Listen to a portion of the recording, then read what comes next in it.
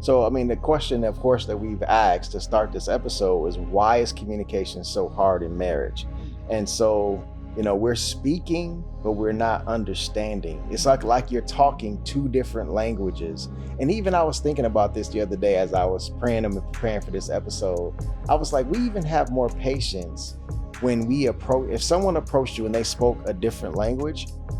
What do you do? Like, think about the effort. I remember us being in the airport and it was a young man who was just trying to figure out, to explain. He didn't speak English, but he was just trying to understand. And everybody was putting all of this effort into how do you write it? How do I, do sign language? But everybody was 100% locked in on what do we do in order to make sure that we can understand what he's saying, and then also make sure he can understand what we are saying so that we can do what's needed to be done. And I was finding like, Micah, go listen to what he's saying and then tell him, and Micah listen to him and then talk back to him. Yeah. But my whole point is that somebody came up to you who spoke a different language.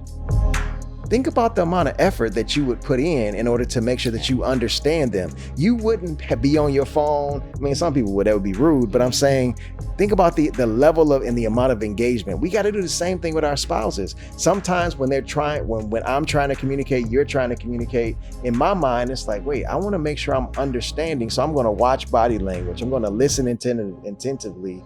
And so it's like men and women process emotion, stress, and decisions differently. And that's, thinking about the love languages. Yeah. We receive love differently.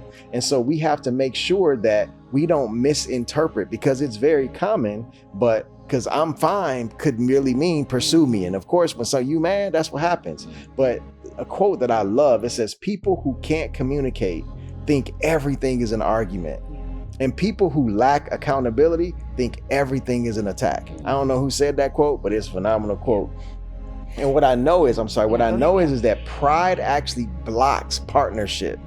And so when we allow pride to come in the middle, when we're trying to be right as opposed to be understood, it just becomes, very difficult for us to be on one accord. And it's hard to say, when pride gets in the way, it's hard to say that I was wrong. Yeah. It's hard to say, help me understand you, because you're so concerned with being right. And especially in Christian marriages, pride often, wears this mask of self-righteousness, and it turns into competition as opposed to collaboration and cooperation.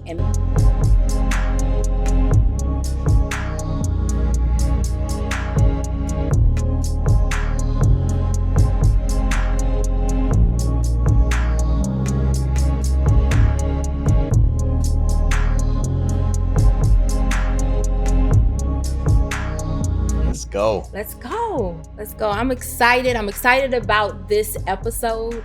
This episode has been one of those things where it's the pressing question for people, married, not married, folks who want to be married, and always a topic of conversation when we're talking to couples around how do we communicate. Yes. I was going to break out singing the song, but I don't know if you want we don't need the song. Okay, you don't need my song. I was ready. I was ready for that. And so communication is so important in marriage. And this season of The Winning Team, we have decided to really talk to those who have a desire to be married or newly married, but also the topics that we're talking about can really cross all phases of marriage, but really it's the question of, so you want to get married and why? Yeah, why? And so there's so many components to that. And communication is such a big part of marriage. And so when you're asking, why do you want to be married? How to communicate is a big part of that. And so we want to dive deep into this conversation of the art of communication. Yeah, it was a quote that I saw one day, and we actually mentioned this on a previous podcast, but a great quote about communication is that the biggest illusion about communication in marriages is that it's actually happening. Exactly. And so a lot of people think that they're communicating, but they actually are not. So Yeah. I would love to hear what you have to say about it. And so I think it's such a, when people say, well, I think one of the hardest parts of marriage is communication. And I feel like that's such a broad topic. Like, Yes. what does that mean? There's so much in there and so much to unpack in that. And so for so many, I think it's about, when you talk about communication, you're thinking about talking. Mm-hmm. But what we have learned over these now 20 plus years, Yeah. and again, in talking with couples and engaging with people just in general, is that communication is so much more than just talking. Yeah, and it's actually a statistic. Statistically speaking, the 7% of what you say is really what people hear, but the other 93% is your tone and body language. Absolutely. And people hear that far greater than they do even what you say. So it's not only about what you say, but a lot of times people say it often. It's not what you say, it's how you said it. So. Absolutely. And I think it's important to share the difference between talking and communicating, because there is a big difference, and I think the world that we live in now, people do a lot of talking. A lot of talking. It's noisy, like a lot of noise, a lot of words, but they often aren't communicating. It's often one-sided. And so we want to dig deep into that. Like, what is the difference between like communicating and talking? And so I want to, start now, as we were preparing for this, I'm like, how do you prepare for this? Like, how do you really talk about communication, and in its rawest sense? What is it? What is it? How do you define communication? Have you ever thought about defining communication? I haven't. I mean, I just want to be heard and understood, I guess, is kind of how I think about it. Yeah. And I think you sum that up well. At the core of it is really how we, process information, how we convey information, ideas, feelings, when we're in individuals or when we in a group. So it's really just, how do we get across what we want, what we want to say. And it's much more than just the words we speak. It is really about what you just said, being understood and getting an understanding. And I think sometimes that's where things break down too, because if you like, well, did you understand what I had to say? Because we get like that. And then you're like, well, I don't know. I'm trying to get an understanding. And I feel like that's sometimes some of even our back and forth with communication. But, when you really think about it, and as we were preparing for this, I had never thought about that difference between talking and communicating, and in one sense, that talking versus communication. So talking is just this one-sided, it can be one-sided. It's sometimes just words, as again, in this, I think the social media era, and this in an era where we post so that we can see, so that you can hear, so that we can share our opinions, that's often so one-sided. And when you come down to thinking about communication, or really communicating, I think it's work. It is work. It's intentional. And when you're talking is an assumption.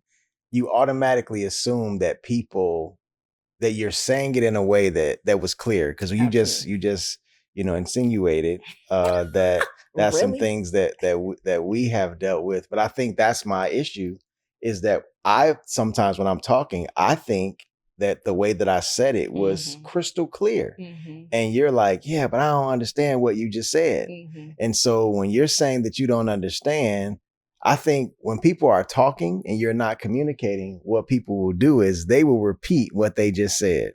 And it's like, bro, like, I didn't understand what you just said. So it can't just be, you can't just repeat what you just said. In order to communicate, you actually have to do it and think about it and consider it from the other person's perspective. Yeah. I think it's active, it's engaging, it's intentional.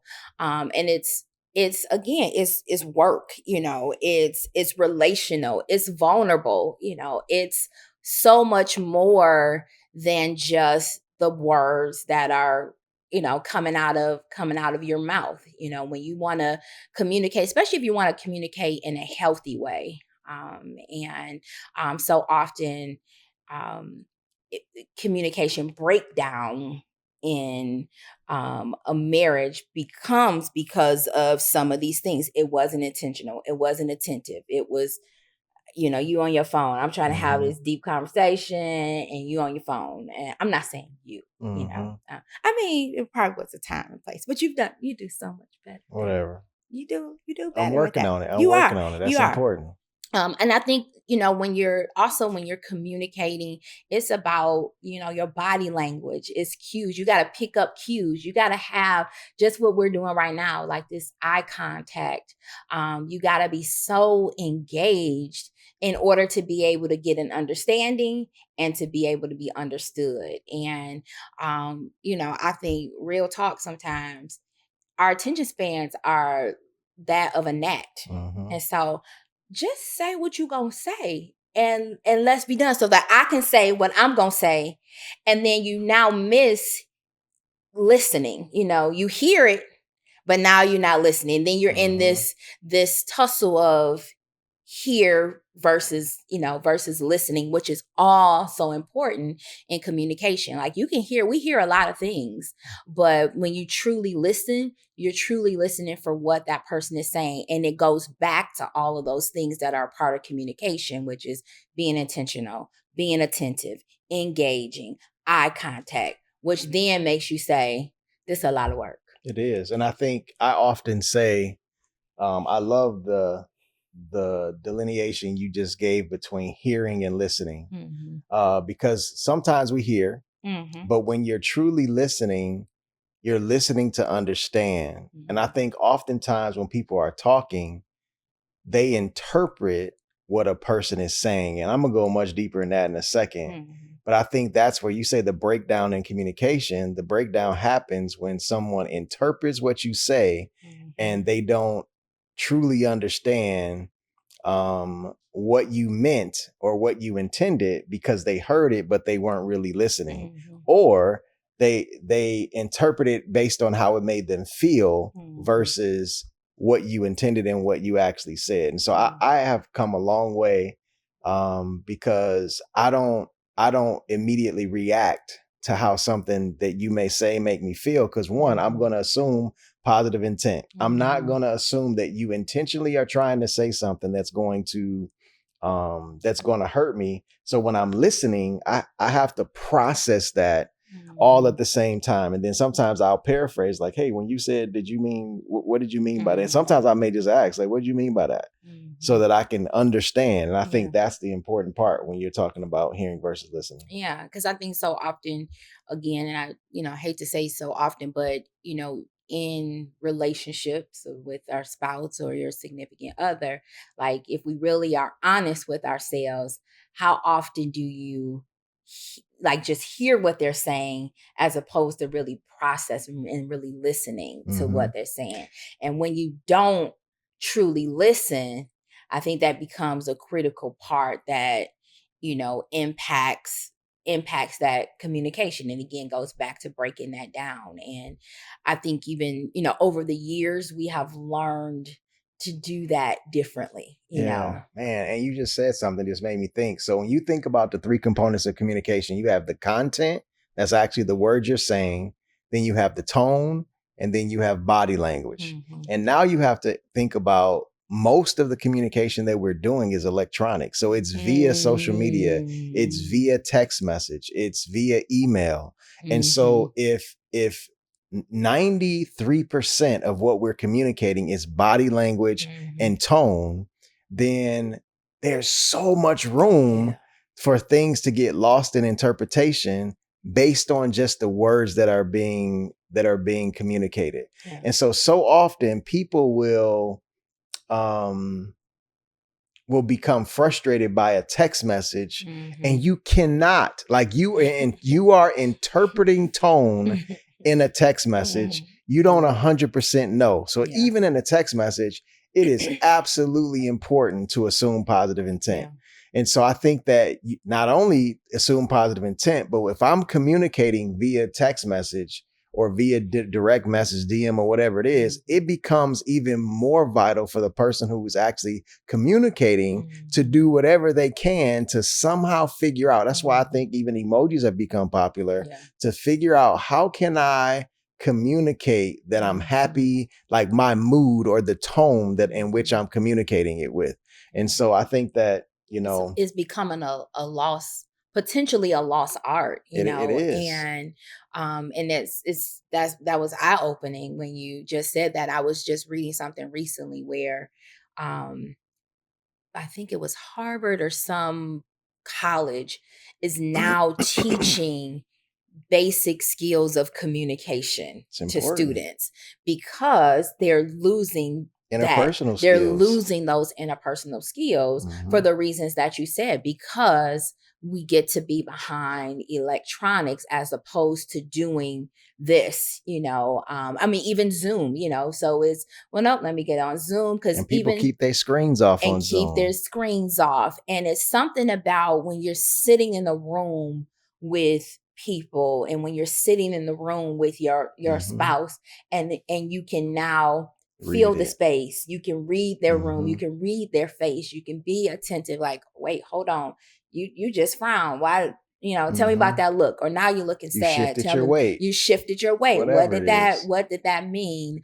and that you can go so much deeper in conversations that way. And one more thought is that and that's why when people say, talk to my face, you're not engaging, you're on your phone and not paying, that's all of that body language actually matters in how you're communicating. And so you may say, oh, I'm on my phone, or I'm, you're in your phone like this. Oh, I'm listening. No, you are hearing me, but you're not actually listening, because you got to listen with your body language, your tone, and everything else, if we're actually going to properly communicate. And so I think, we have to continue to go a little bit deeper than that. Hearing versus listening. Because communication is a verb. It is a verb. It is action, and is not just, because then it becomes, to your point, just hearing or just talking, as opposed to being, just active. So when you say, I love the fact that you said communication is not just talking, it's actually about connecting. And so for me, whenever I'm listening to anybody, like, I'm trying to legitimately understand what they're saying. And many times people become frustrated because I ask a lot of questions. Yes, you do. And I'll ask a deeper question because I want to make sure that I understand. And what I'm finding out is that even sometimes with the questions that I ask, other people don't even understand exactly what they're saying. And so when you don't understand what you're saying, then truly you can't convey it in a way that I'm supposed to understand it too. So when I ask questions, it's really about me trying to connect in the moment, how you feel about it, what was the origin of the thought or the behavior of why you're doing what you're doing. And when connection is weak, communication will actually feel like you're in an argument. It'll actually feel like you're combating. And so being able to understand talking versus communicating, and being able to understand hearing versus listening is so important. And I think people take it for granted, but we legitimately have worked at this thing for every single year. And so understanding that creating a safe space for your husband and or your wife to be honest and vulnerable to communicate is just as important. Because for the last a little over a year, I've been doing a group with a bunch of men, husbands in particular, that it's not that they don't know how to communicate is what I'm discovering in this group. But it's just that they don't feel emotionally, mentally, or psychologically safe to communicate. And so I know it was God that told me that I needed to create this space so that the men could feel emotionally, psychologically, and physically safe in order to talk about it. And so I want to just chime in right there, because I also think the world hasn't given men that okay, they haven't said that that's okay to do that, because so much of the stereotype of who men are and what you do, you hold it in. You don't share your feelings. You don't talk You don't about it. cry. You You don't don't. cry. Like there's a whole lot of what you don't. I think as men, whereas women get the space and the That's opportunity all y'all do. to do. Just Hey, talk. you doing too Talk, much. You doing talk, too talk. much. You doing. I don't even like Cry the way and that you talk. said all of that. To take all that out of it. But we get the space to do that, and so in what it does is it creates an interesting dynamic. So if I'm now ready to be vulnerable and share and cry, but you are like, no, that's not what we do, and don't even know we don't even teach you what to do with that, what to do with all of my emotions, nor do we teach me how to take all of your emotions. Mhm. Because the minute you say, some of the stereotypes, I should say, that comes with it is like, oh no, you weak. You say all of that, like, why you too soft. You too no, no, this is how I feel. And so, but then when you become the hard and don't know what to do with all of these emotions I'm giving you, now is you don't see me, you don't want to hear my feelings, you're not creating a safe space for me. So it's really the narrative that I think the world society has given men and women is part of the confusion to communication. I agree. And it's cultural conditioning. Mm-hmm. And what I even discovered is that there's a lot of talk about safe spaces and creating a safe space. But what I've discovered is most people don't even know what a safe space is.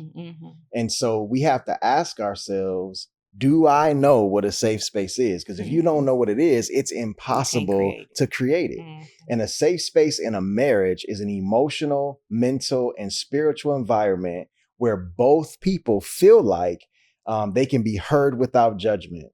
They're free to express their fears, their needs, and their failures. They feel like that they're going to be accepted and not expected to be perfect. And they feel like they'll be covered with grace and not with criticism. And so what's so important is that oftentimes when men feel like I'm going to open up and I'm going to share, then the first thing we see or hear is a criticism. And so therefore we clam it back up, or we just shut down, or we stonewall. And I just praise God for this opportunity. And so I love James 1:19 that it says, let everyone be quick to hear, slow to speak, and slow to anger. And so when you think about, quick to hear, you got to be quiet to hear. And then when you're slow to speak, you got to be quiet. You can't pop off. Before you pop off. And then when you do it, you're responding to what they said based on what you understand, as opposed to emotionally reacting to it and being slow to anger. And so couples, when you're really thinking about this, we have to, when we're thinking about, do I even know what a safe space is? Here's a couple questions that you can ask yourself is, do I understand that safety is more about how my spouse feels than what I intend? Because a lot of times in communication, we'll be like, oh, here's what I intended. Or I didn't mean it like that. No, but do you understand that safety is more about like how you said that, the body language in which you delivered it is not about what you intended, but it's about how it made them feel when you did it, so that you have to be more intentional with what you do. Second question to ask is, do I value listening to understand over defending myself?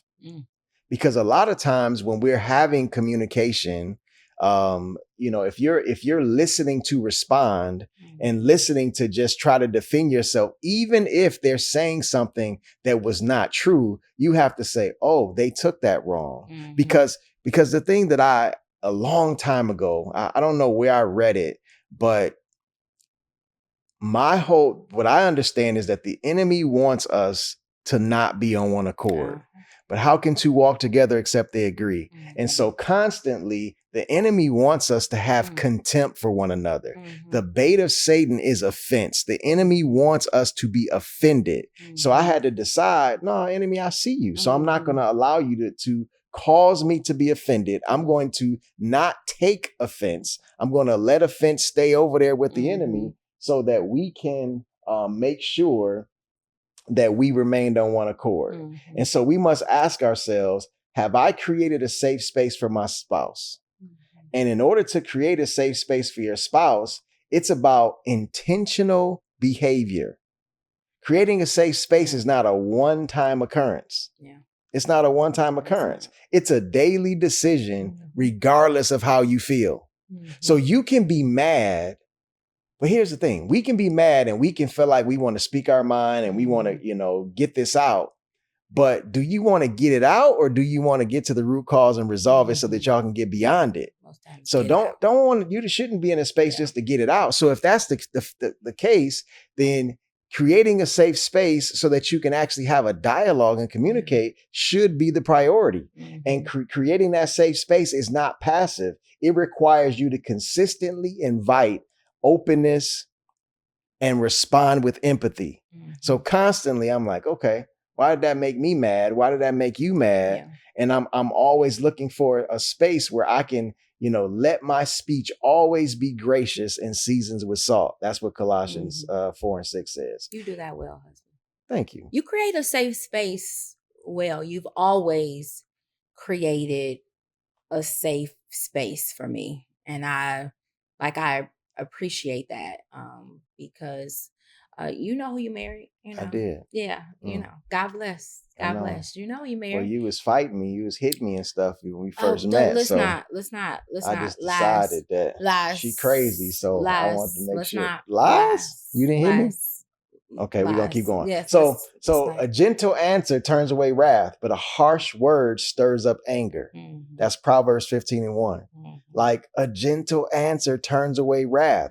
And there are some instances, and I'm going to talk about this in a minute, but sometimes a gentle answer don't turn away wrath, but that's your stuff, and we'll get there. So here's what you have to do in order to create a safe space.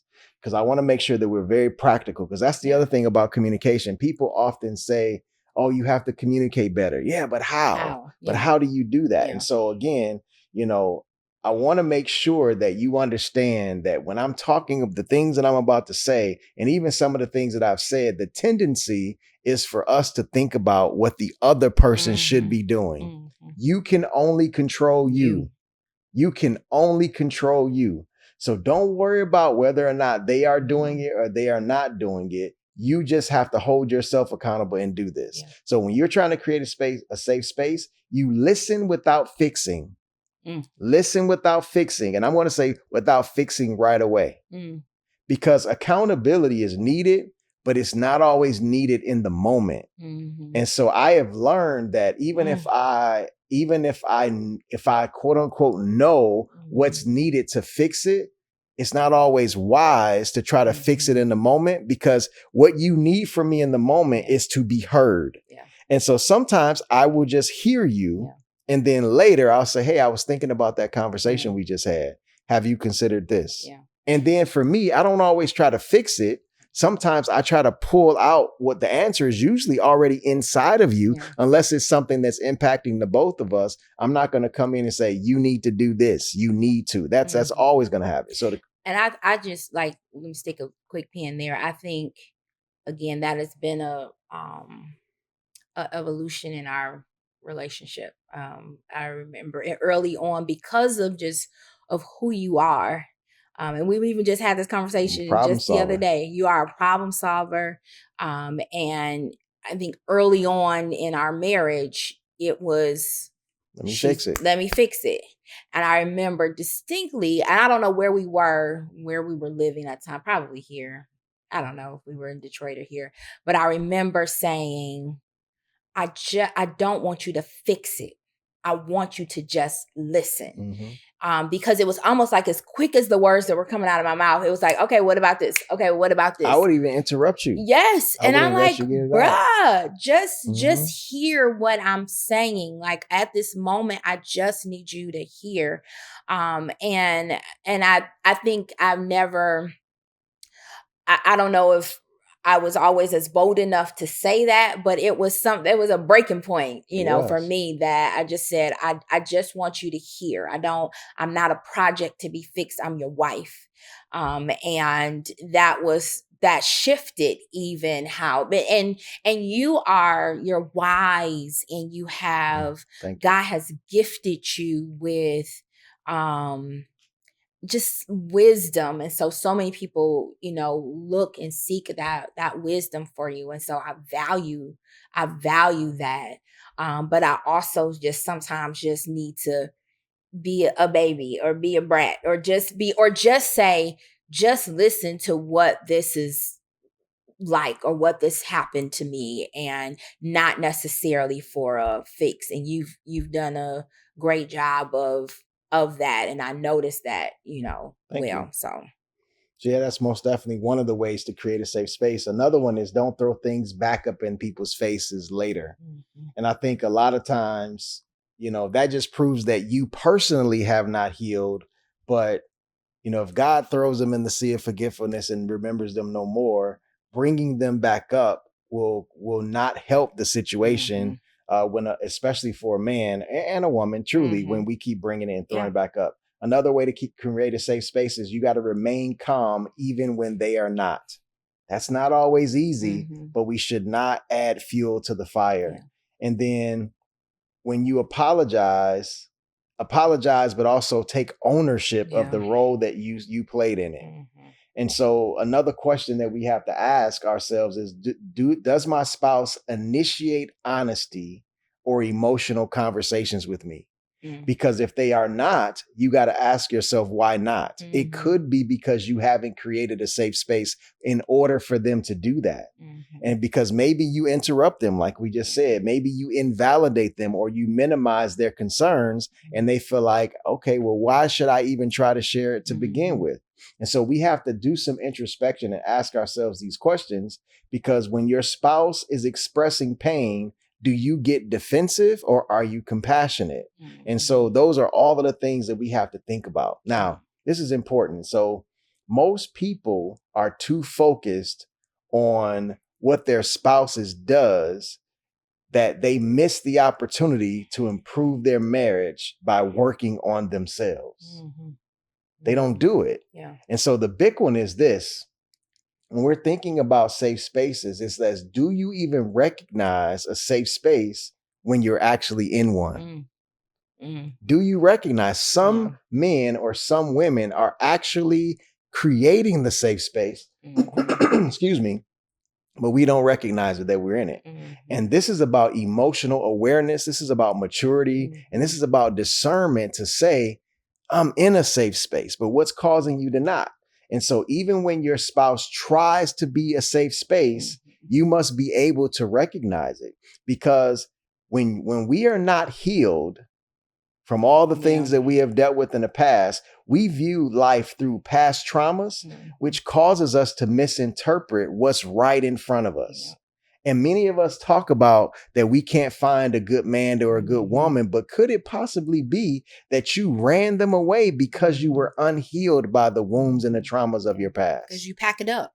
You pack it up every place you go. Like you unpack it, and then that Bag lady. impacts that bag lady, What and was then you that? pack it. What was that Erica Badu song? Bag lady. And then you pack it back up, and then you bring it to the next place, instead of leaving that there. And that, again, impacts. Those are one of the that causes challenges in communication. Absolutely. Because trauma, like, we're talking scientifically now. This is not opinion, but trauma actually alters. It doesn't just alter how you feel, but it also alters how you see. How you see. It actually rewires your brain to detect threat, even in peaceful situations. That's why so many people are so used to chaos that they could be in peace and they will just create the chaos so that they can feel more comfortable. And so it's like, wow, like, come on, man. So even when your spouse is genuinely offering safety, that traumatized heart might still perceive it as danger. And so what do you have to do with that? And I often say is that, your triggers is not the responsibility of your spouse. Like, because of your past traumas, it's impossible for them to know that what they're going to do or say or how it's going to trigger you. And it's not fair for you to expect them to walk around on eggshells or say this a certain way or do it the certain way. And so a lot of times we often think about, oh, it's communication. No, it's just you're a ticking time bomb. Yeah. And so we all have to make sure that we're doing what's necessary, because trauma filters create relational blind spots. And we'll have blind spots in our relationships and not even understand it because we're unhealed. And we have unhealed wounds, and those actually speak so much louder than the words that are coming out of our mouth. And I feel like the word healed is like a buzzword these days. I'm healing me, I'm healing me. That's an excuse. But are we really doing the work to get healed? Because healed people don't continue to say I'm healed or I'm healing myself, because you can't do that, or I'm in my healing season, era, whatever the buzzwords that we're using. And so I think we are in a post-COVID world of the world experienced trauma. And so I think that awakened so much in people. Me included. And we had some communication. I had to say, hold on, I can't, it's a lot. But needed. And so I think in that, so we're living this space of trauma and now trying to heal just from COVID, but that also awakened, I think, so many other things in us. And now how do we not, in our healing, how do we be aware of that?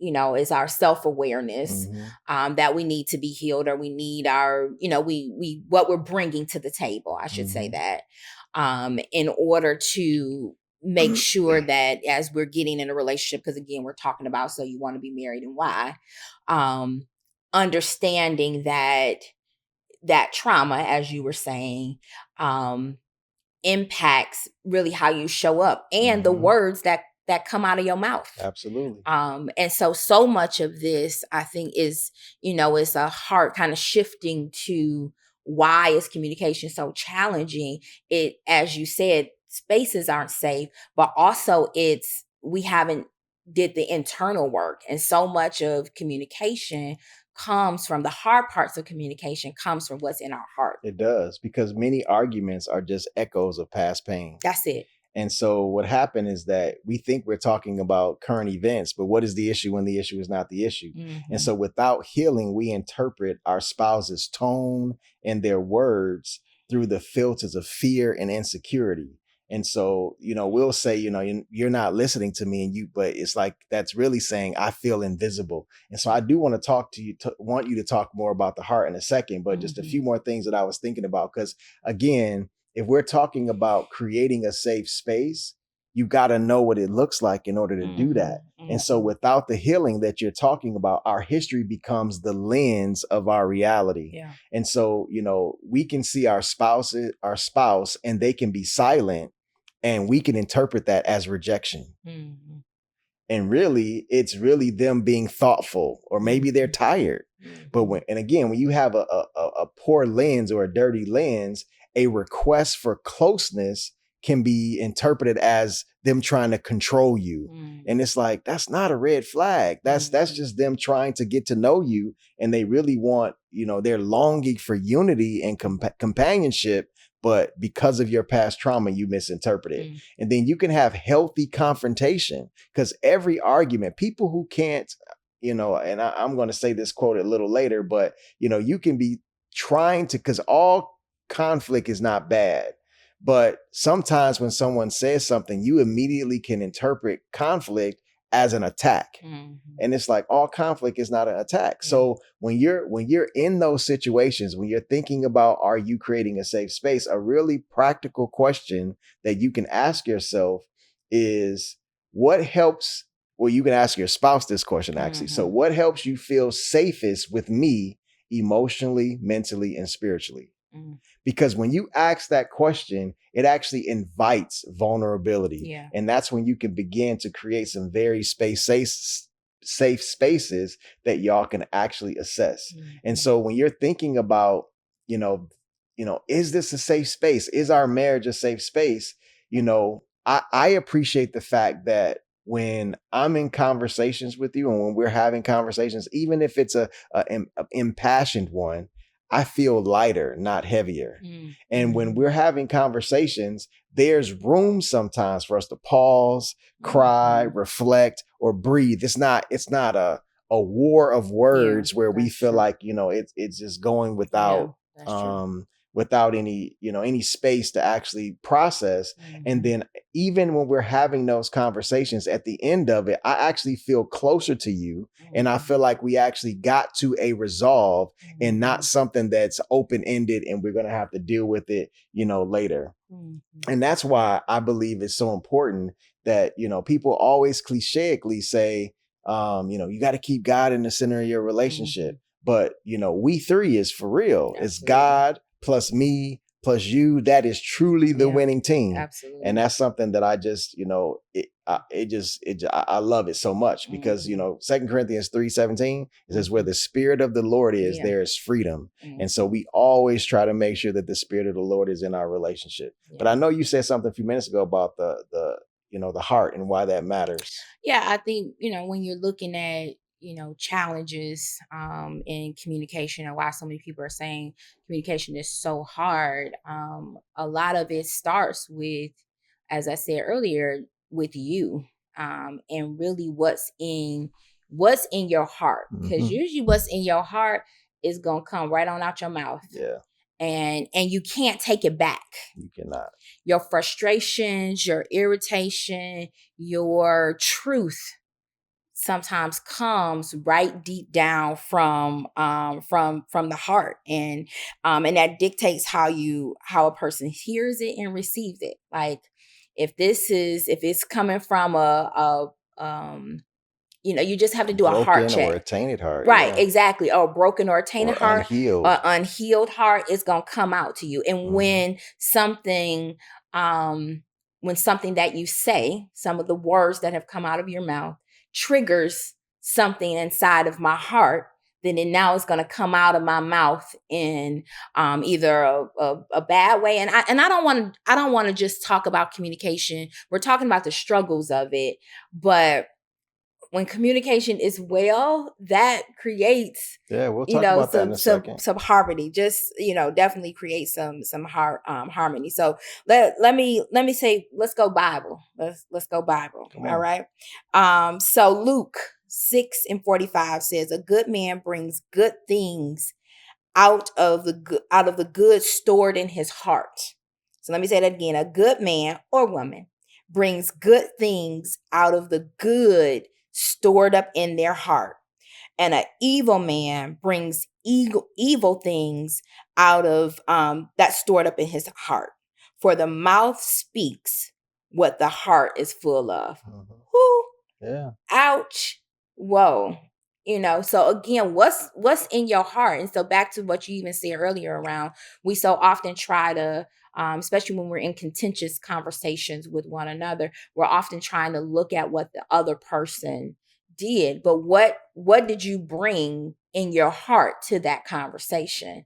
And are you ready? And how does that show up? How does that show up in spaces? The other thing that I think is really, when you're looking at, some of the challenges in communication, is really like the world, the voice of the world versus the voice of home. And you kind of alluded to that earlier. I think so often we pour out in the world. We use our voice, we communicate, we watch our words, we're careful with our words, especially in a workplace.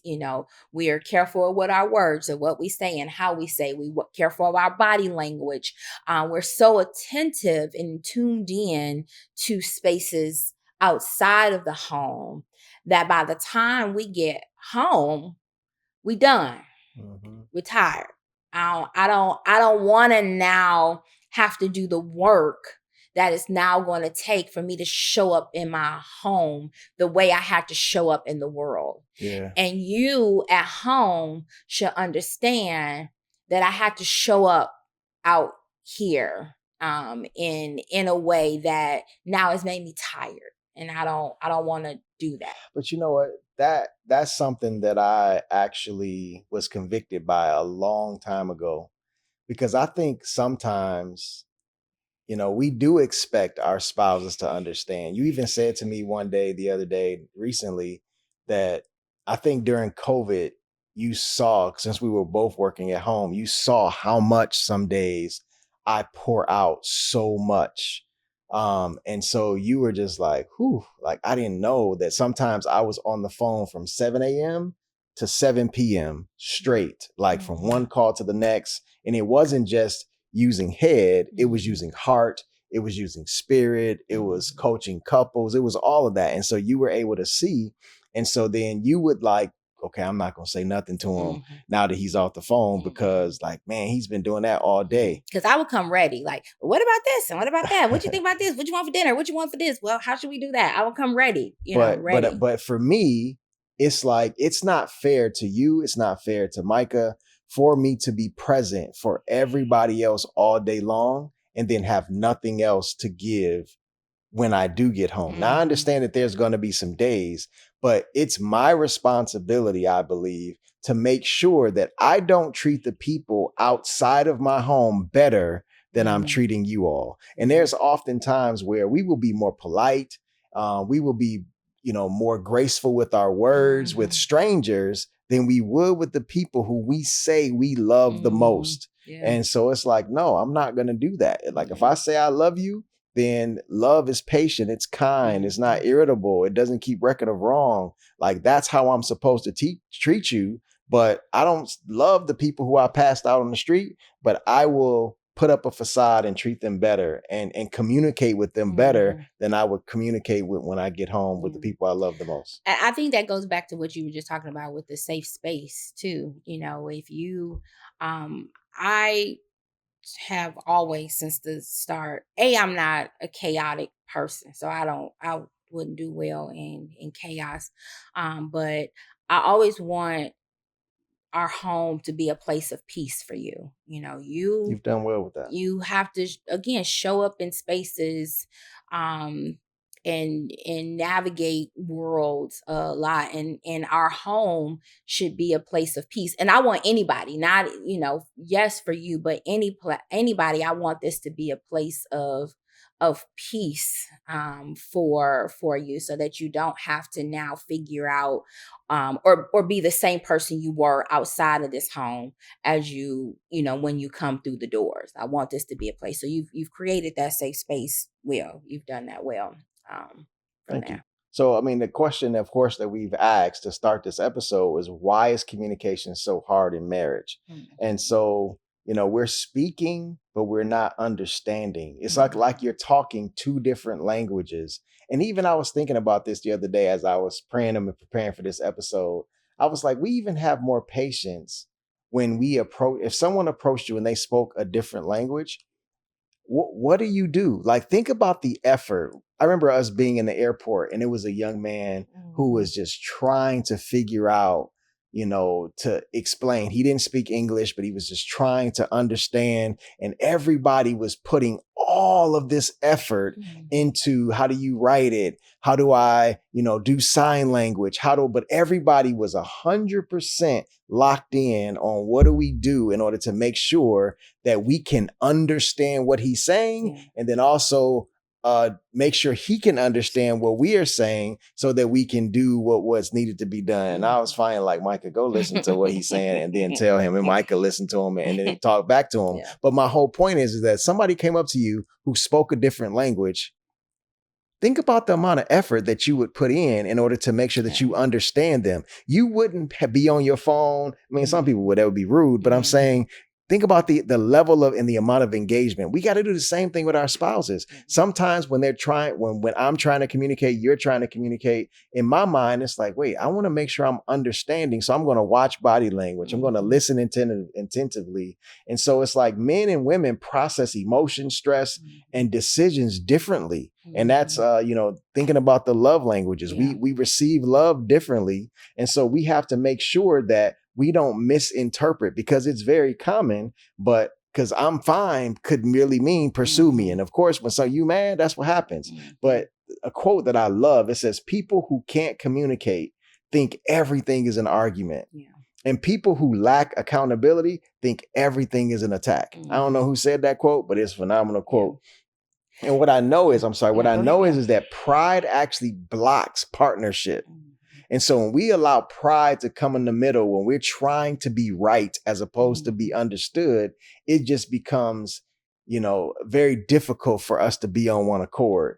And it's hard to say, and when pride gets in the way, it's hard to say that I was wrong. It's hard to say, help me understand you, because you're so concerned with being right. And especially in Christian marriages, pride often, wears this mask of self-righteousness, and it turns into competition as opposed to collaboration and cooperation. And matching energy, Oh, Lord. And so like we like to say we need to match energy, but negative energy. Make sure it's godly energy. Right. Make sure it's godly energy. Make sure it's not negative energy. Because when you are, the quickest way to kill communication is matching negative energy. And so often we do that because, again, going back to some of the things that we talked about earlier around, are you hearing or listening? Are you talking? Are you communicating? And so when you get into this space, that negative, matching that negative energy, all of that stuff from the top of what we just talked about is gone, because now you just hearing and you just talking, because I heard what you said, I didn't like it, so now I'm about to talk back at you at what you said. And so, you just have to be careful at that matching energy. So I think Proverbs 15:1 just says it so eloquently in terms of matching that energy. Just a gentle answer turns away wrath, but a harsh word stirs up anger. Absolutely. So, you got to be careful of, because we always talk about, I'm a match your energy.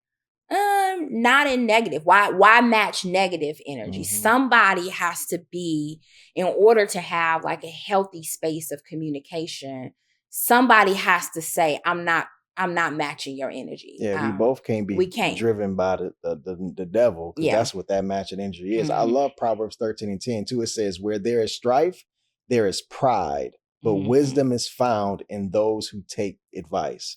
And so the energy and the spirit that we should be matching is the Holy Spirit. And when we know the evidence of that is based on the fruit of the Spirit, Galatians 5:22 and 23, because when that's the spirit that we should be trying to match, because that's how we know that we're operating in love, joy, peace, patience, kindness, goodness, faithfulness, and self-control. But I know that you were talking about making sure that we have a more positive approach, because we talked about a lot of the negative sides of it, but I know that you were leaning toward a path toward healthier communication. Tell me some more about that. Yeah, so I think it's important to we don't want to just leave you on these things. We want to say, communication in marriage hard? Yep. It is.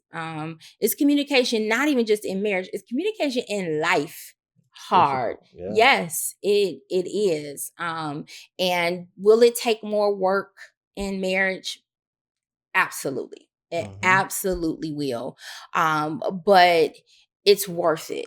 And that's where I feel like we lean into the it's worth it. Absolutely. And so why does it matter when you now, as you're evaluating why you want to get married, and this very critical part, because again, let me say this, people who have been married 40, 50 years, I think still have communication issues, because communication, as you said earlier about safe spaces, communication is something that you do daily, like all day too.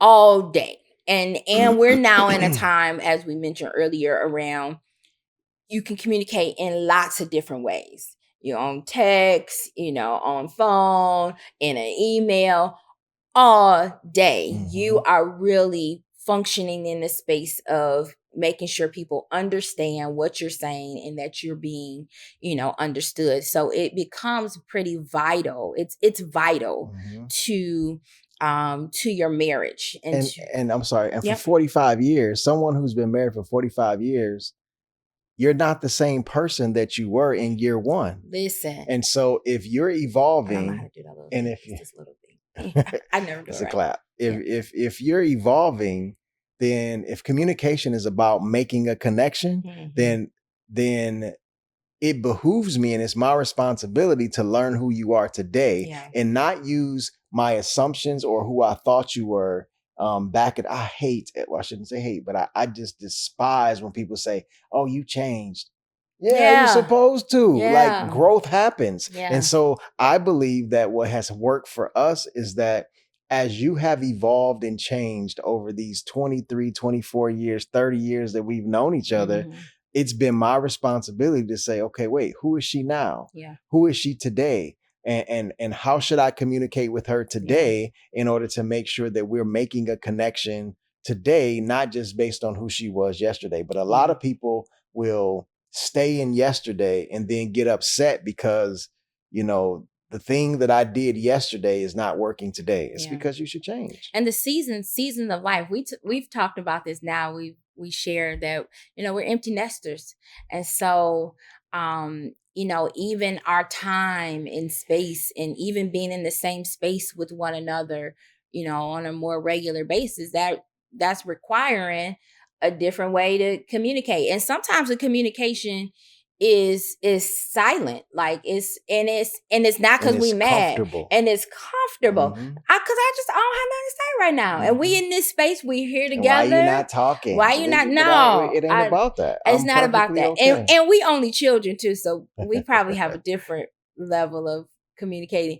But it's okay, and I think what you have to realize is that every phase of life has your communication will look different. When we were in the thick of like hands-on parenting, it was about where we have to be, who picking up, what time, what are we missing? It was somewhat about our calendar and our space. Although I do believe we did a really great job, especially when Michael was younger, of being intentional around date nights. And we'll pick that conversation up. But that date night allowed us to communicate as adults, just the two of us, and not about Micah. And not about Micah. Although the conversation usually came around about that. But it wasn't now a little person in the mix of now we have to have conversation, when communicating with him. So seasons change. And so why communication is so important really revolves around, I would say, 4 different things. Building intimacy, trust, conflict resolution, and just your growth and adaptation. And I should probably say one more, really partnership and teamwork. That's why communicating is important. So, intimacy. So through, and not just sexual intimacy, but just now this space of being able to really understand each other when you're truly communicating beyond that surface level. So you're going deep, COVID was a go deep for us. It really was. We spent a lot of time on our patio just talking and going deeper than we probably ever have in the history of our time together, because we were able to stop. We weren't distracted. We didn't have all the busyness of life, and it was good, and it took us deeper even in our relationship. And so we don't love COVID, but we love, I think, what has happened in our lives, post COVID. So, so it creates intimacy through understanding. So when we're, why it matters, why communication matters is because it again creates an intimacy, understanding. Conflict resolution, like, listen, keep a living, honey, as the old folks say. Conflict gonna come. And conflict is not bad. Conflict is not how bad. You handle it. Yes, and we've shared in some episodes before around we early in the stages, and probably lasted longer. If we're being honest, it probably lasted longer than it needed to be. We had created this space of some false harmony. Like, we knew that there was contention. We would say whatever we're going to say, and then we wouldn't say it anymore. And then give it about, it never went on for days. Like, we were not those, it never went on.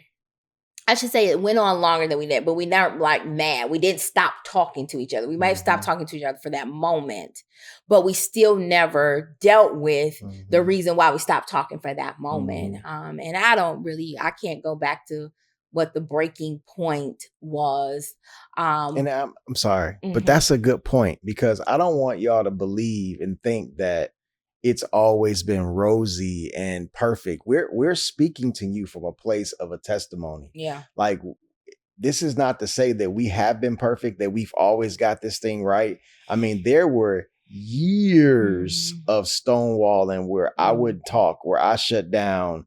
And some of it was that I didn't feel safe to talk, but a lot of it was my own unresolved stuff on the inside of me that caused me to shut down and not talk, that hindered the intimacy in our relationship because I wasn't saying anything. And I matched the energy. Exactly. I matched the negative energy.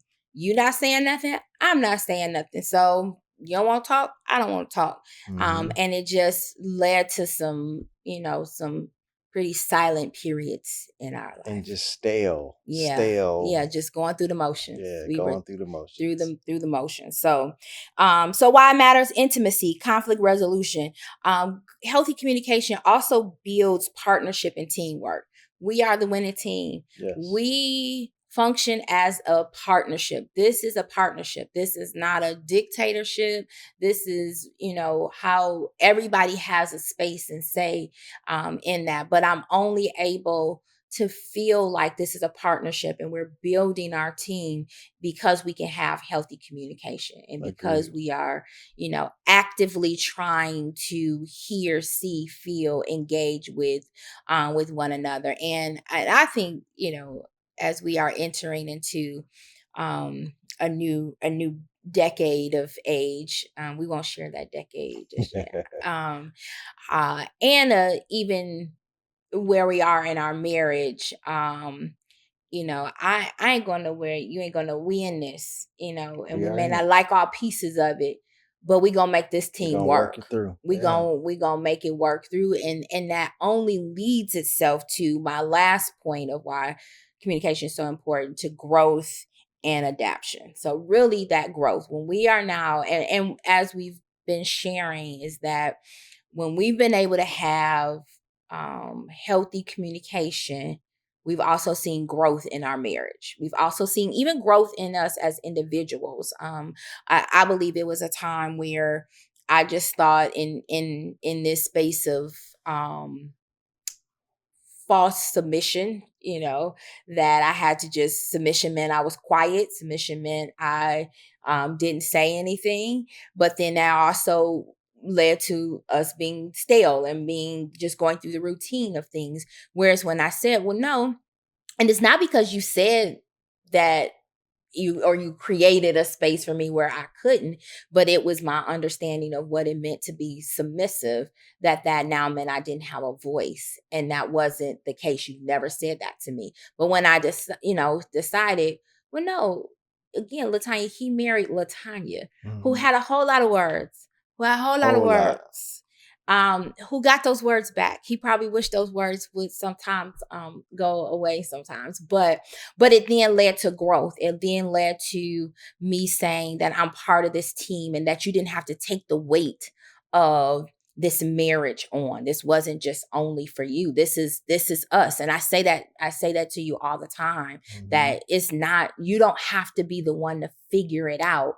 But if I don't know what you're figuring out in this brain, but I do know because I've been with you long enough, when you go silent, I be like, all right, what's going on in there? It's like you go silent and then you kind of look off, and I'm like, something's going on. Once I talk, it's figured out. Yeah. And I'm like, okay, but we can do this together. So, so why communication is important again, it's just, it builds intimacy through understanding, it helps with conflict resolution. It helps you to build your partnership and teamwork, and it really is a space to help you grow. So a couple things that I wanted to say because of this whole season is dedicated to, so you want to get married, so why? So we didn't want to leave out the couples who are considering and or preparing for marriage. And so a couple things, for you all to consider when you're thinking about communication is that communication is not automatic. It is absolutely a skill. And so it's something that you not only have to learn, but you have to continuously work at and to improve based on the context and or the relationship and the person that you are communicating with. And so you can't assume that love equates to understanding, because that's not true. And you have to pay attention to how conflict is handled. You have to pay attention to and think about and consider how did you handle conflict before you got into the relationship? And then what's the best way to handle conflict when you're in the relationship with the person? Because again, conflict in itself is not bad, but how you handle conflict and how you work through it can either be positive or negative. Positive because it's conflict to me is an opportunity.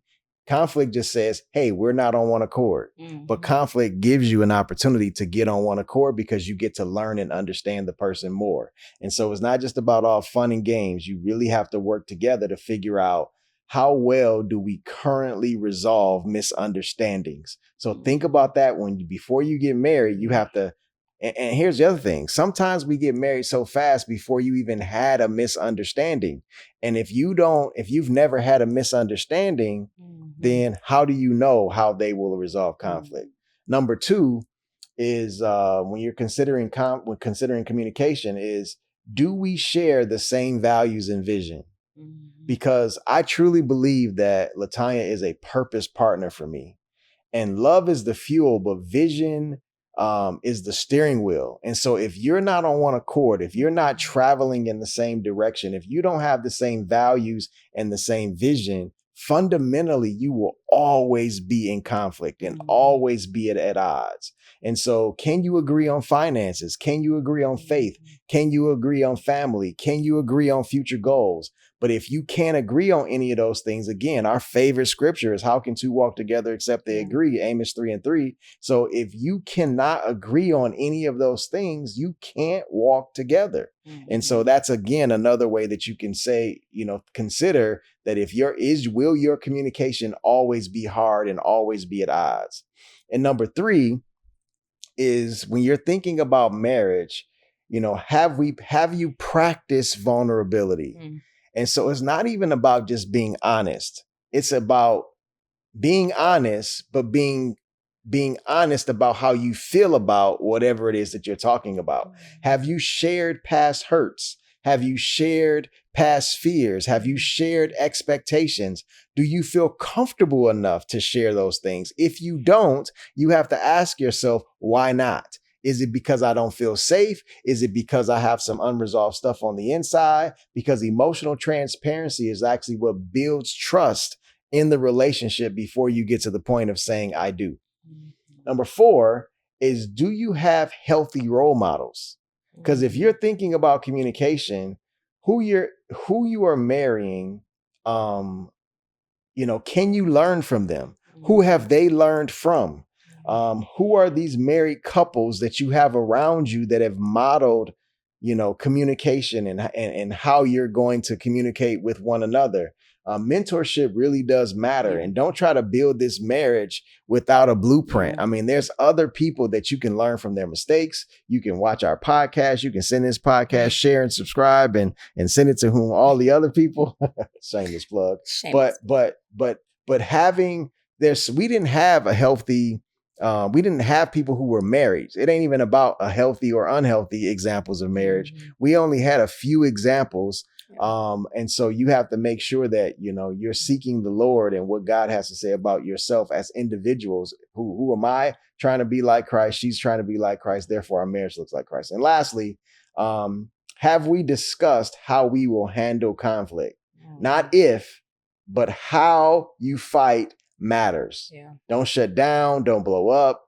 Don't run and leave the house. I used to tell her all the time, like, look, bro, like, I'm not leaving and I ain't sleeping on the couch.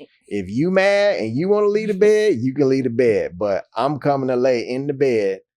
And even if you try to move over and act like you don't want me to touch you, I don't care. I'm also going to touch you. And so we've never had an issue with, if you're mad, I'm still going to hug you. And you're going to have to, you can cringe up. You can feel it, whatever you want, but I'm not leaving the bed. So, so in closing. Did you just say in closing? Yeah, like in closing, like I'm preaching. You preaching? Like, bruh, did you just say that? Yeah, I do think, I think this, we've said a lot today. We have said a lot. I'm excited about it. Because someone asked the question, will communication get harder or easier when we get married? And I remember somebody asking me that question. And I'm like, you can't assume being in love is enough, but you haven't developed habits of listening to each other, compromise, or spiritual unity.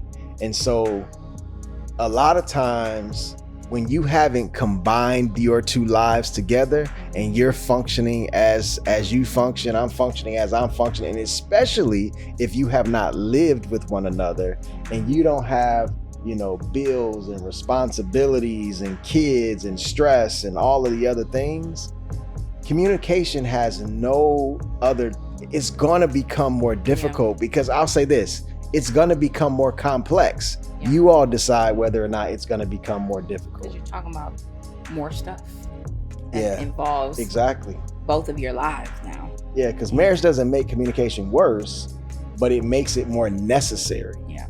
And so you're going to have to make sure that you're communicating on a deeper level. Absolutely. We have said enough, so I'm just going to pause there. Okay. And so this has been a good episode. Absolutely. I think that, again, everybody kept talking to us, even when we did a couple marriage workshops that we've done. That's been the number one question that people come up to us afterward is, how do we work on communication? So we wanted to make sure that we did an episode on communication. And so we will, we may do a little bit more depending on, y'all can let us know. Please comment. Yes. Like, share, Please. But comment. Let us know if you have any additional questions based on what we have talked about. Subscribe, share this with your friends. Like we believe that this is something that God has purposed us to do. And we appreciate all of you that have coming up telling us that you have started to watch the podcast. We so appreciate that. But we would really appreciate it if you also shared it with other people, post about it on social media, share our clips that we have, because if it's being a blessing to you, I promise you it's probably going to be a blessing to someone else. Absolutely. So again. I was just going to say again, we're excited about this season, and we want to continue to ask the question, so you want to get married and why, and dig deeper into that and unpack all of what will come with that. But I think for this session, yes, it's a wrap. And I saw something that said, until the next time, keep communicating, keep loving, and keep growing together. All right, good. We love y'all. Peace.